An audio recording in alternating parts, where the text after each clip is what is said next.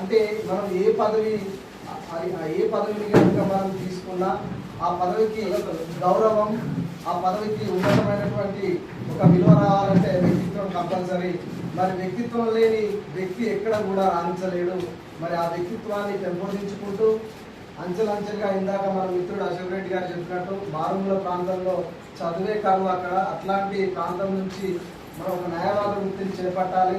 మరి అది కూడా ఎలాంటి ఒడిదొడుకులు లేకుండా, ఎక్కడ కాంప్లికేషన్స్ లేకుండా కొన్ని సంవత్సరాల పాటు న్యాయవాద వృత్తిని చేపట్టి రూపాలు పిలిపించినటువంటి ఇందారపు శివ గారికి నా ప్రత్యేకంగా కృతజ్ఞతలు తెలియజేస్తూ, భవిష్యత్తులో కూడా మీరు అనేకమైనటువంటి ఉన్నతమైనటువంటి పదవులు చేపట్టాలి. ఆయన ఒక్కడే కాదు, భారతదేశంలో ఉన్నటువంటి ప్రతి సభ్యుడు కూడా భూపాలపల్లిని రాష్ట్ర వ్యాప్తంగా ఒక ఉన్నతమైనటువంటి స్థానంలో నిలబెట్టాలి. దానికి ఖచ్చితంగా కూడా ప్రతి న్యాయవాది, ఇంకొక విషయం ఏంటంటే మనం కేసులు కొంత మిగతా ప్రాంతాలతో చూస్తే మనం ఫీజుల విషయంలో తక్కువనే ఉంటాము, కేసులను మనం కేసులను డీల్ చేసే విషయంలో కూడా ఇబ్బంది పడతాం. అవకాశాలు